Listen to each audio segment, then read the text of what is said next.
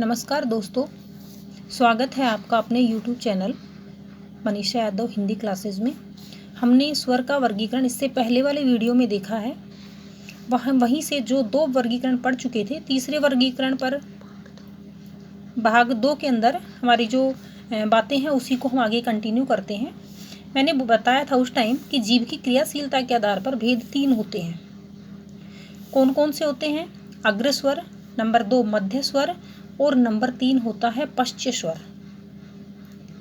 इसकी परिभाषा भी नाम से ही पता चल रहा है। अग्र का मतलब होता है जीव के आगे का जो भाग है, जो नोक है, जब वह क्रियाशील होती है किसी वर्ण का उच्चारण करने में, उसे अग्र स्वर कहते हैं। जब मध्य भाग काम में आता है तो उसे मध्य स्वर कहते हैं। जब जीव का पीछे वाला हिस्सा जो हमारे पीछे काकल की तरफ होता है, जुड़ा होता है, उसे पश्च स्वर कहते हैं। अगर वहां से किसी वर्ण का उच्चारण हो रहा है तो हमें इनको याद रखने के लिए कहीं पर रटने की आवश्यकता नहीं है, केवल हमें मध्य स्वर को याद रखना है। जैसे मध्य स्वर मान सकते हैं हम ए।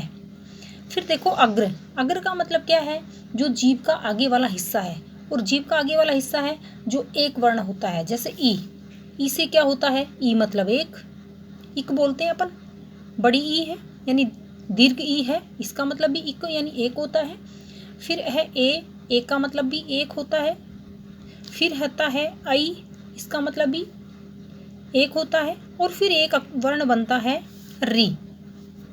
या हम इसको ऐसे याद रख सकते हैं कि केवल मध्य स्वर को याद रखें, जो मध्य स्वर आता है ए। लेकिन पश्च स्वर के अंदर हम किन वर्णों को लेंगे? वे वर्ण जिनमें हम बनाने के लिए 3 अक्षर लिखते हैं। जैसे मैंने 3 बनाया, 3 को यहाँ पर ए था तो इसको बनाया तो आ बन गया, ये भी 3 से ही बना है। फिर जैसे 3 से ही बनता है ऊ, देखो ऊ बन गया, लघु ऊ। फिर जब दीर्घ ऊ बनाएंगे तो वो भी 3 से ही बन रहा है। फिर जैसे 3 बनाया फिर तो ओ वर्ण बनता है। फिर जैसे 3 बनाया तो फिर औ बना। मतलब हम याद रख सकते हैं, केवल मध्य स्वर याद रखना है। पश्च स्वर अपने आप ही बन निकल गए, जो कि 3 अक्षर को बना देने पर या लिखने पर जिन वर्णों का जो है हम ये कहें कि को लिखा जाता है, वे सभी पश्च स्वर में आ गए। और शेष बचे हुए जो कि 1 नंबर पर अग्र स्वर है, इसलिए देखो इक मानी एक, इक मानी एक, एक मानी एक, एक मानी एक, और अकेला री जो अक्षर है, वर्ण है, वह आगे अकेला आता है। इसलिए इसे हम क्या कह सकते हैं? जीव की क्रियाशीलता के आधार पर 3 स्वर के प्रकार होते हैं। नंबर 4 पर जो वर्गीकरण है वो आता है तालु की स्थिति के आधार पर। तालु की स्थिति। अब तालु की स्थिति के आधार पर जो वर्गीकरण होता है वो 4 प्रकार का होता है। देखो मैं थोड़ा सा, जैसे ये हमारा मसूड़ा है और ये हमारी जिह्वा होती है यहाँ पर। जैसे ये जिह्वा है तो यहाँ पर ये वाला जो हिस्सा होता है ये मुंह का होता है। जैसे यहाँ पर तो हमारे दांत होते हैं आमतौर पर, लेकिन ये जो तालु है, यहाँ दांतों के जस्ट ऊपर हमारे मसूड़े होते हैं, जिसे हम कहते हैं मूर्धा। और इस मसूड़े के पास में ही जो है, जहाँ से मसूड़े के पास से लेकर जहाँ पर हमारी जीभ का जो काकल वाला पार्ट होता है ना, काकल, यहाँ पर काकल होता है, तो ये जो बीच का जो पार्ट है ये कहलाता है हमारा तालु। यानी जो हमारी जो जीभ की स्थिति है वो मुख में किस प्रकार से होती है, वो चीज़ हमें क्या कहलाएगी? यहाँ पर तालु की स्थिति के आधार पर स्वर का वर्गीकरण निकलेगा। देखो जैसे हम ये जो तालु वाला पार्ट है, इस तालु वाले पार्ट के अंदर ये जैसे जीभ है, तो यहाँ पर जो ये जीभ है, तो यहाँ पर हमारे जो मसूड़े और दांत है, यहाँ पर जब जीभ टच हो जाती है तो ये स्थिति हमारी बंद जैसी हो जाती है। इसलिए ये जो बंद जैसी स्थिति है मुख की, इसको कहते हैं हिंदी में संवृत।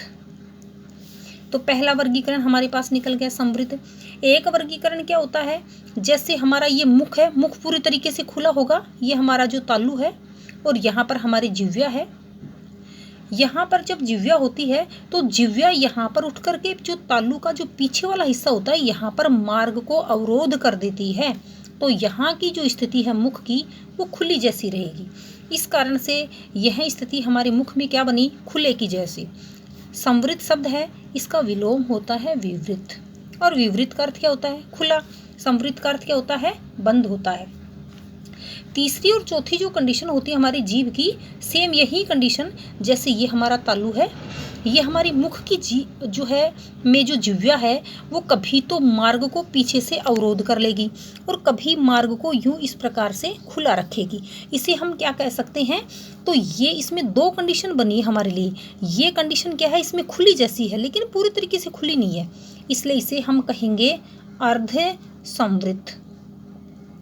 और ये यहाँ पर जो है स्थिति है वो जैसे बंद जैसी है, इसलिए इसे हम कहेंगे अर्ध, ये तो है अर्ध विवृत और ये बन गई क्या, अर्ध संवृत। इस प्रकार हमारे पास तालु के आधार पर तीन जो है 4 प्रकार के भेद निकल गए।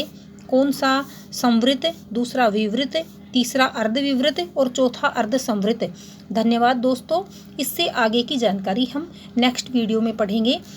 उम्मीद है आपको ये हमारा चैनल पसंद आ रहा होगा। यदि पसंद आ रहा हो तो शेयर एंड लाइक कीजिए, अपने दोस्तों को सब्सक्राइब कीजिए।